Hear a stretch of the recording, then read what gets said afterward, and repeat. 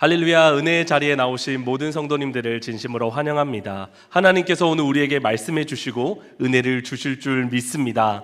또한 우리가 여러 가지 기도 제목을 가지고 하나님 앞에 기도할 때에 하나님께서 길을 열어주실 것이고 피할 길을 허락해 주실 것이고 또한 우리에게 있는 여러 가지 문제 또한 하나님이 해결해 주실 줄 믿습니다.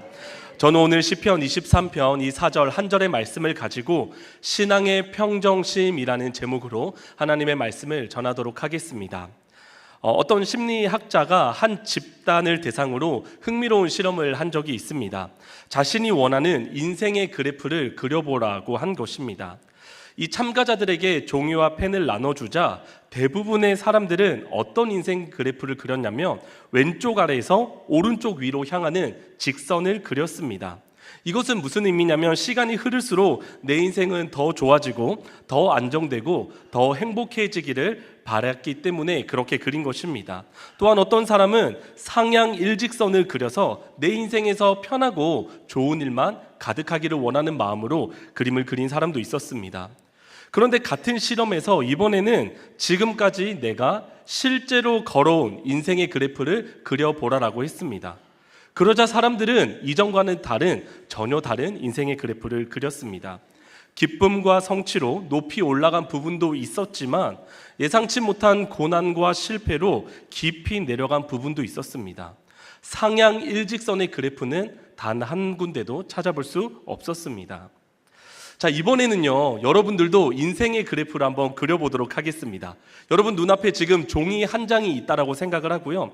여러분들이 지금까지 살아온 인생의 모든 여정을 생각하시면서 여러분의 인생 그래프에서 상향 곡선이라면 기쁨과 감사의 시기일 것이고 하향 곡선이라면 어려움과 힘듦의 시간일 것입니다. 자, 지금 여러분 눈앞에 있는 종이에 인생의 그래프를, 여러분들의 인생의 그래프를 한번 그려볼까요?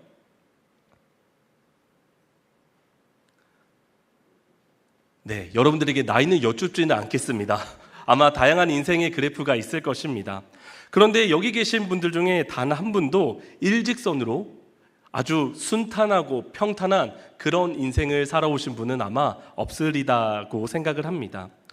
여러분, 우리의 인생은 마치 롤러코스터와 같습니다. 올라갈 때가 있는가 하면 내려갈 때가 있습니다. 기대했던 일이 갑자기 꺾이기도 하고 오르막과 내리막이 반복되는 곡선의 여정을 살아가는 것 같습니다.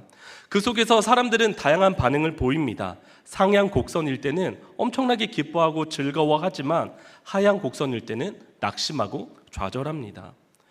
그러나 하나님을 믿는 저와 여러분들은 그런 사람들과는 다르게 살아야 한다고 생각을 합니다.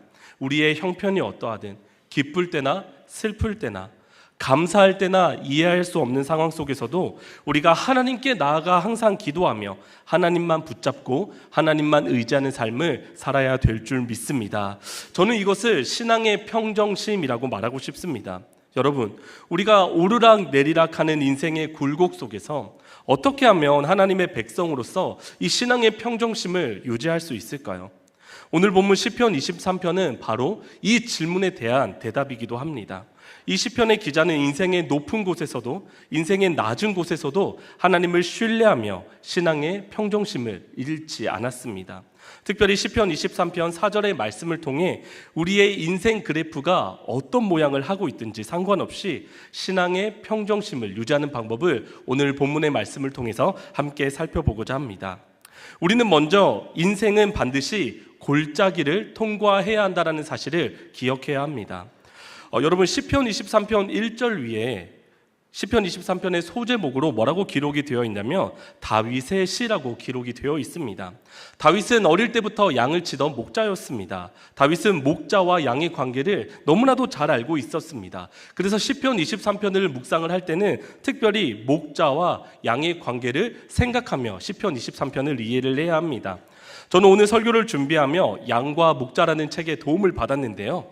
이 책의 저자, 이 필립 켈러라는 분은 실제로 목자로도 사시고 평신도 사역자로서도 살아온 분입니다. 그래서 이 필립 켈러라는 분이 목자의 시각으로 시편 23편 4절의 이 배경을 설명한 부분을 제가 잠깐 말씀드리도록 하겠습니다. 이 팔레스타인 지역에는 봄과 가을에 풀이나 물을 쉽게 구할 수 있다고 합니다. 그래서 양들은 목자의 집이나 또는 목자의 집 근처 목장에서 지낸다고 합니다. 하지만 여름이 오면 상황이 달라집니다. 날씨가 덥기 때문에 풀도 구하기가 어렵고 마실 물도 구하기가 어렵다고 합니다. 그래서 목자는 양들을 위해 물과 풀이 풍성한 산 위에 있는 방목장으로 양을 몰고 가야 한다고 합니다. 그런데 이때 양들이 꼭 지나는 곳이 있습니다. 그곳이 바로 어디냐면 바로 골짜기입니다. 여러분, 왜 골짜기를 지나야 할까요? 이 골짜기를 통해 방목장까지 가는 길은요, 경사가 완만하고 양이 잘 걸어갈 수 있는 곳이다라고 합니다. 그리고 이곳에는요, 항상 물이 흐르고 있기 때문에 더운 여름에 양들이 물을 편하게 마실 수 있고, 또한 물이 있기 때문에 이곳에는 풀이 풍성하다고 합니다. 그런데 여러분, 이 골짜기에는 두 가지 특징이 있습니다. 하나는 해가 쨍쨍해서 밝은 골짜기를 지날 때는 참 이 골짜기가 양들에게 좋습니다. 왜냐하면 물도 풍성하고 풀도 풍성하기 때문입니다. 또한 경사도 완만합니다. 하지만 쨍쨍하던 해가 위치를 바꾸어 위치를 이동하게 되면 어떻게 될까요?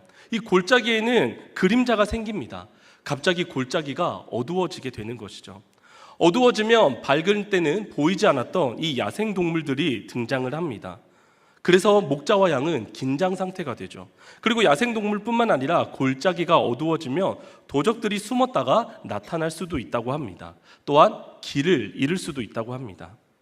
그래서 다윗은 이 골짜기의 두 가지 특징을 떠올리며 4절 본문에서 뭐라고 했냐면 사망의 음침한 골짜기라고 표현을 합니다. 사실 이 사망의 음침한 골짜기, 이것을 원어적 의미로 번역을 하면 깊은 그림자의 골짜기라고 할 수 있습니다. 이 단어는 구약 성경에서 깊은 그림자, 어두운 그림자라는 의미로도 사용이 되고 죽음이라는 단어와 연결되어서도 사용되기도 합니다. 또한 다윗은 이 4절 말씀에 이 사망의 음침한 골짜기에 갇혀 있다라고 말하지 않고 사망의 음침한 골짜기를 다닐지라도라고 표현을 하고 있습니다. 이것은 무엇을 의미를 할까요? 골짜기는 갇히는 곳이 아니라 시작과 끝이 있다라는 것입니다. 그리고 이것을 반드시 지나가야 한다라는 의미를 담고 있습니다. 골짜기는 양이라면 반드시 이곳을 지나가야 한다는 것이죠.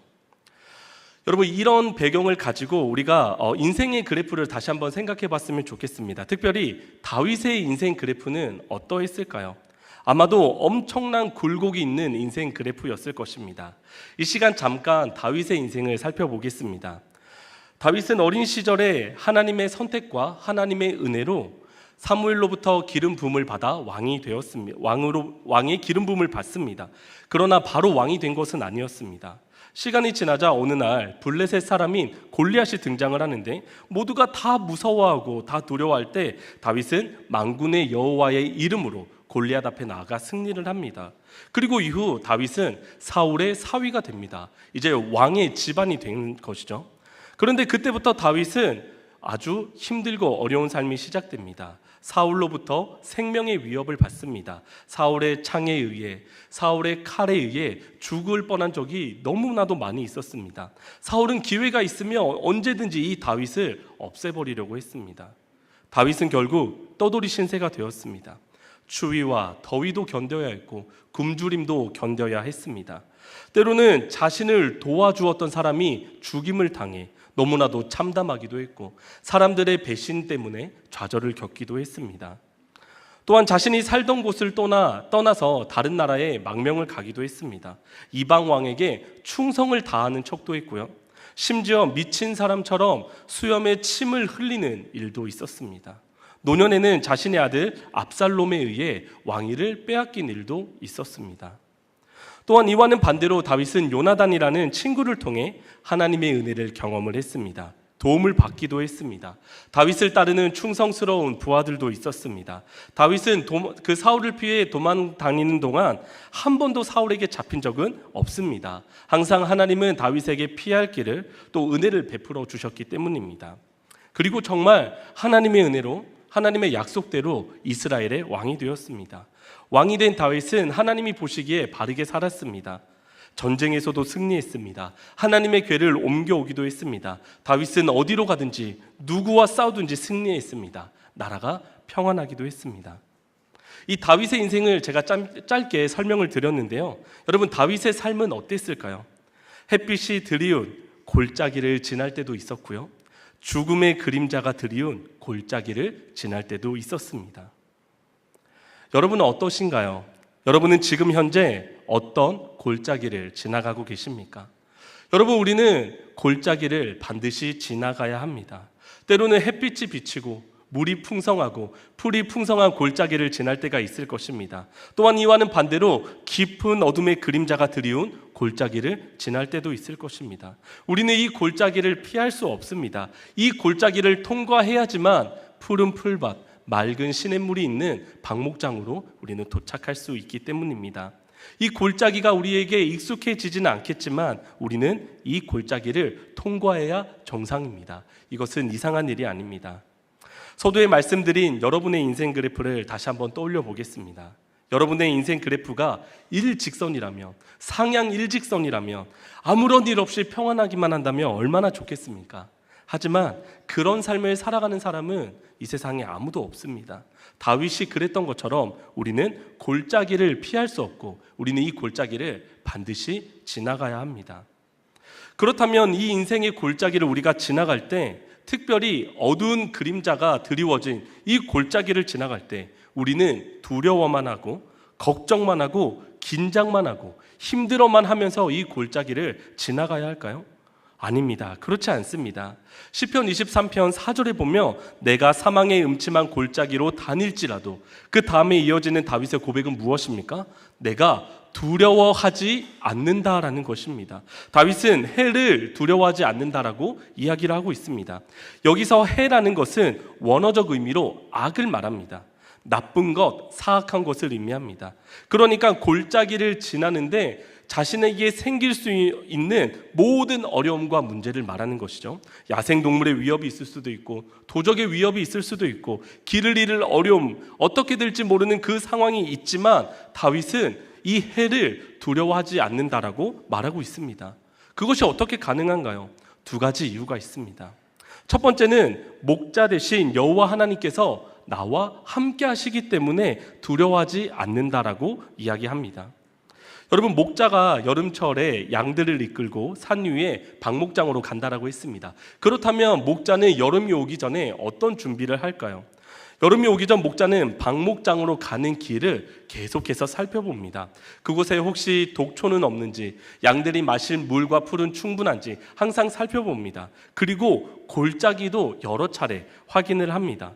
그래서 목자들은 골짜기를 통해 방목장으로 어떻게 가는지 그 길을 완전하게 학습한 후에 여름철이 되면 양들을 이끌고 방목장으로 갑니다. 그러면 여러분, 이 골짜기를 지날 때 양들을 이끄는 양과 목자 중에서 누가 가장 앞장을 설까요? 여러분, 목자가 가장 앞장섭니다. 골짜기를 여러 번 와보았고 이 방목장으로 가는 길을 양들보다 목자가 훨씬 더 잘 알고 있었기 때문에 이 목자는 양들 앞서서 진행을 합니다. 그리고 때로는 목자는 양들의 중간에서 양들이 잘 따라오고 있는지 확인을 하고, 때로는 양들의 끝에서 양들이 잘 오고 있는지 확인을 합니다. 목자는 골짜기의 모든 상황을 알고 있기 때문에 양들을 떠나지 않고 양들과 함께 그 골짜기를 통과한다는 것입니다. 다윗은 실제로 목자였을 때 이런 경험이 있습니다. 다윗은 사자나 곰의 위협 속에서도 양들을 버린 것이 아니라 양들과 함께 양을 지킨 경험이 있습니다. 우리 다 함께 사무엘상 17장 34절 35절 말씀을 한 목소리로 읽겠습니다. 시작. 다윗이 사울에게 말하되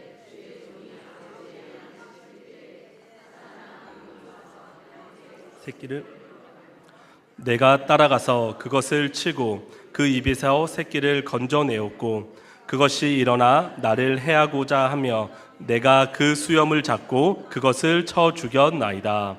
아멘. 지금 여기 보면 사자나 곰이 양떼에게 왔다라고 합니다. 여러분, 이때는 양만 죽을 수 있는 것이 아니라 목자도 죽을 수 있는 위협의 상황입니다. 나쁜 목자라면 아마도 양을 두고 도망갔을 것입니다. 하지만 좋은 목자였던 다윗은 자신의 생명을 걸고 누구와 함께 합니까? 양들과 함께 합니다. 그리고 양들을 지켜냈습니다. 이것을 경험했던 다윗은 이 사망의 음침한 골짜기를 지날 때 양이 두려워하지 않는 유일한 이유는 목자가 함께한다는 것임을 알았습니다. 다윗의 인생에서 사망의 음침한 골짜기는 너무나도 많이 있었습니다. 하지만 그때마다 다윗이 두려워하지 않을 수 있었던 이유는 무엇일까요? 그것은 바로 여호와 하나님, 좋으신 목자 되신 하나님께서 항상 다윗과 함께 해주셨기 때문에 다윗은 두려워하지 않았던 것입니다. 여러분, 우리의 목자 되신 하나님은요, 저와 여러분을 절대로 떠나시지 않습니다. 우리가 밝은 골짜기를 지나갈 때든, 우리가 어두운 골짜기를 지나갈 때든 하나님은 언제나 우리와 함께 하시는 줄 믿습니다. 그렇다면 이 하나님의 함께 하심은 언제부터 시작이 되었을까요? 바로 이스라엘 백성을 애굽 땅에서 구출해 주신 이후부터 우리는 분명하게 확인할 수 있습니다. 하나님께서 이집트에서 노예로 지내고 있던 이 이스라엘 백성들이 하나님 앞에 기도를 하자 하나님은 때가 되자 모세를 부르시고 10가지나 되는 재앙으로 이스라엘 백성들을 구출해 주십니다. 그리고 나서 이스라엘 백성들에게 바로 보여주셨던 것이 바로 낮에는 구름 기둥, 밤에는 불 기둥이었습니다. 하나님은 이스라엘 백성들에게 보고 느낄 수 있게 항상 함께 해주셨습니다. 그리고 시내산에서 율법을 주시며 하나님을 섬기는 방법을 알려주셨는데 그 이유는 하나님이 이스라엘 백성과 함께하기 원하셨기 때문입니다. 우리 출애굽기 25장 8절 말씀을 함께 읽어보겠습니다. 시작. 내가 그들 중에 거할 성소를 그들이 나를 위하여 짓되. 하나님은 이스라엘 백성 가운데 함께 하시기 위해, 그들과 함께 지내시기 위해 성소를 짓도록 명령하셨습니다. 또한 성소를 지을 재료 또한 이집트에서 나올 때에 하나님께서 다 이스라엘 백성에게 주셨습니다. 그렇게 한 이유는 하나님이 이스라엘 백성과 함께하고 싶으셨기 때문입니다. 그렇다면 하나님의 함께하심이 신약에서는 어떻게 나타났을까요? 우리 마태복음 1장 23절의 말씀을 함께 읽겠습니다. 시작. 보라, 처녀가 잉태하여 아들을 낳을 것이요 그의 이름은 임마누엘이라 하리라 하셨으니 이를 번역한즉 하나님이 우리와 함께 계시다 함이라. 아멘. 여러분, 임마누엘, 하나님이 우리와 함께 계시다. 하나님은 우리가 어떤 골짜기를 지나든지 우리와 함께 하십니다. 특별히 예수님이 십자가에 달려 죽으시고 부활하신 후에 우리에게 성령을 보내주셔서 성령 하나님이 우리가 어디에 있든지, 우리가 무엇을 하든지, 우리가 정말 무엇을 하든지 항상 하나님은 우리와 함께하고 계십니다. 여러분, 지금 혹시 정말 사망의 음침한 골짜기를 걸어가고 계십니까? 그래서 많이 버거우신가요? 아니면 혹시 많이 두려우십니까?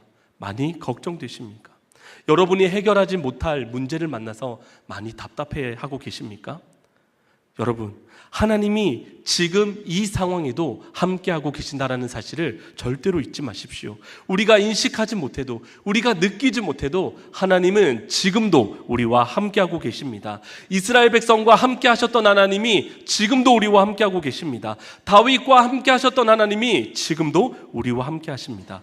고아와 같이 우리를 버려두지 않으시고 하나님은 영원히 우리와 함께 하신다라는 이 사실을 꼭 기억하시기를 간절히 소망합니다. 그래서 우리가 사망의 음침한 골짜기를 걸어갈 때에도 해를, 우리가 겪을 수 있는 많은 어려움들을 만난다라고 할지라도 하나님이 함께 하심으로 두려워하지 않는 저와 여러분이 되기를 간절히 소망합니다. 두 번째로 우리가 두려워하지 않을 이유는 주의 지팡이와 막대기가 우리를 안위하시기 때문입니다. 이 목자에게 지팡이와 막대기는 무엇을 뜻하며 양들을 지키고 돌볼 때 이 지팡이와 막대기의 역할은 무엇일까요? 먼저 막대기는 나무의 줄기와 뿌리가 맞닿는 밑동의 뭉툭한 부분을 골라가지고 동그랗게 만든다고 합니다. 그리고 마치 막대 사탕처럼 위에는 동그랗고 밑에는 손잡이가 있게 합니다.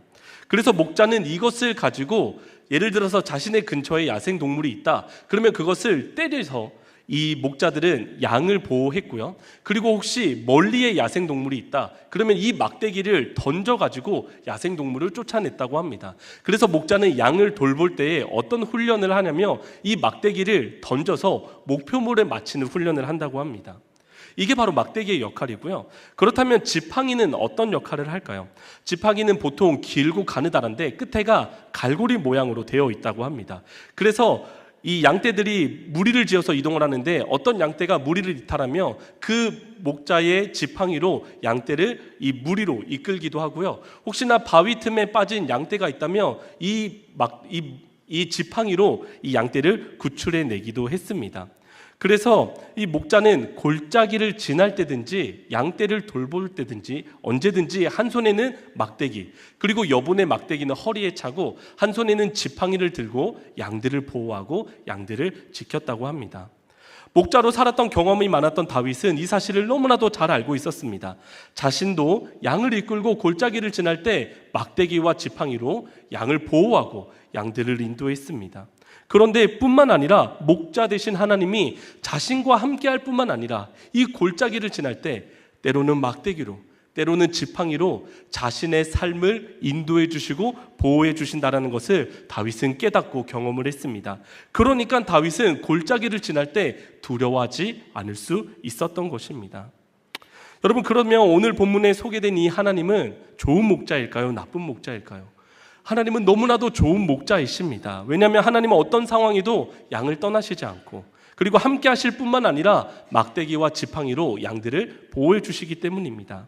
우리 요한복음 10장 10절 말씀을 함께 읽겠습니다. 시작. 목숨을 버리거니와. 여러분, 예수님은요 자기 자신을 일컬어서 선한 목자라고 하셨습니다. 예수님은 자신이 선한 목자임을 어떻게 보여주셨습니까? 양들을 위하여 목숨을 버리시는 것으로 보여주셨습니다. 십자가에 달려 죽으시고 부활하셔서 우리와 영원히 함께 하시며 우리를 보호하시고 지금도 지켜주십니다. 여러분, 골짜기를 지날 때 하나님의 함께 하심과 하나님의 지팡이와 막대기로 나를 지키시고 보호하신다라는 사실이 느껴지지 않을 때 여러분, 우리는 어떻게 해야 될까요? 그럴 때마다 우리는 십자가를 기억해야 합니다. 예수님이 저와 여러분들을 향하여 어떤 일을 행하셨는지 잊지 마십시오. 하나님은 예수님을 우리에게 보내주신 너무나도 좋으신 목자이십니다. 하나님은 너무나도 선한 목자이십니다. 하나님이 예수님을 우리에게 보내주셨다면 우리 삶에 일어나는 많은 일들 가운데 우리가 사망의 음침한 골짜기를 다닌다라고 할지라도 하나님이 함께 하시고 하나님이 도와주시고 우리를 인도해 주실 것에 대해서 우리는 의심할 여지가 없을 것입니다. 로마서 8장 23절 말씀을 함께 읽겠습니다. 시작. 자기 아들을 아끼지 아니하시고 우리 모든 사람을 위하여 내주시니가 어찌 그 아들과 함께 모든 것을 우리에게 주시지 아니하겠느냐. 여러분, 아멘이십니까? 여러분, 하나님은 우리가 밝은 골짜기를 지나든 우리가 어두운 골짜기를 지나든 우리와 항상 함께 하십니다. 그리고 함께 하실 뿐만 아니라 하나님의 지팡이와 하나님의 막대기로 우리를 보호하시고 우리를 지켜주시고 우리를 안위해 주십니다. 그렇기 때문에 골짜기를 지나는 우리들의 고백은 이것입니다. 내가 두려워하지 않는다. 내가 두려워하지 않는다. 여러분, 지금 여러분들은 어떤 골짜기를 지나가고 계십니까? 여러분, 하나님이 함께 하신다라는 이 귀한 사실을 잊지 마십시오. 하나님의 지팡이와 막대기가 지금도 여러분을 지키시고 보호하신다라는 이 귀한 사실을 잊지 마십시오. 그럴 때 우리는 어떤 인생의 그래프를 만나든 내가 두렵지 않다. 내가 걱정되지 않는다. 하나님이 나와 함께 하시기 때문이다. 하나님이 나를 지키시기 때문입니다. 이 고백을 하며 살아가게 될 줄 믿습니다. 그리고 여러분들에게 한 가지 더 부탁드립니다. 여러분, 이 소중한 진리를 가지고 이 복된 인생을 여러분만 살아가지 마십시오. 여러분 주변에 VIP들 한번 되돌아보십시오. 정말 인생에 여러 굴곡이 있는, 정말 인생의 어려운 시기를 지나는 VIP들이 참 많이 있습니다. 그들이 혼자서 어둠의 골짜기를 지나지 않도록 선한 목자이신 예수님을 소개해 주시고 알려주십시오. 그래서 그들 또한 여러분들처럼 어떤 상황, 어떤 형편에 처하든 여호와는 나의 목자시니 내게 부족함이 없다. 내가 사망의 음침한 골짜기로 다닌다고 할지라도 나는 두렵지 않다라고 고백하는 삶을 살아가는 VIP들이 되기를 간절히 소망합니다. 이 시간 우리가 주신 말씀을 기억하며 함께 찬양하기를 원합니다. 여러분들의 지금 지나고 있는 골짜기를 한번 생각해 보십시오. 그 골짜기에 지금 누가 함께하고 계십니까? 하나님이 함께하고 계십니다. 하나님이 지금도 여러분들을 붙들고 계십니다. 주의 지팡이와 막대기로 여러분들을 보호하고 인도하고 계십니다. 이 사실을 기억하며 찬양의 가사를 생각하며 함께 찬양하도록 하겠습니다.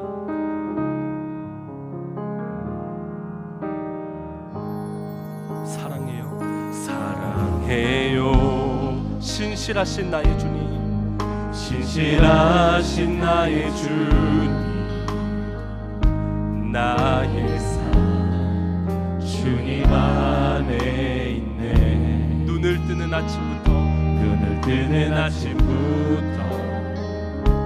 나 잠들기까지 선하신 주를 노래하리. 사랑해요. 나를 인도하신 주님, 고난 중에도 나와 함께 하셨네. 내 아버지 되시며 내 친구 되신 주, 나의 삶 주님 안에 있네. 신실하신 나의 주님, 신실하신 나의 주, 나의 삶을 인도하셨네. 나의 삶을 인도하셨네. 나의 모든 온 땅에 선하신 주를 노래하네. 신실하신 나의 주님, 신실하신 나의 주, 어떤 골짜기에서도 나의 삶을 인도하셨네. 나의 삶을 인도하셨네.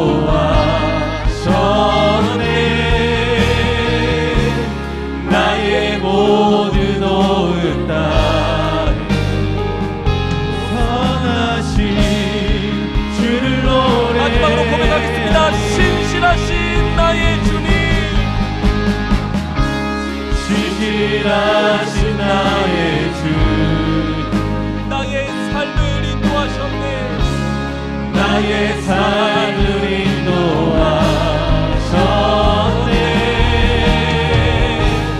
나의 모든 온 땅에 선하신 주를 노래하리. 아멘. 이 시간 주신 말씀을 기억하며 기도 제목을 한 목소리로 하나님 앞에 올려드리겠습니다. 내 인생에 어떤 골짜기를 만나든지 하나님이 나와 함께 하심을 기억하며 신앙의 평정심을 잃지 않게 하소서. 아멘.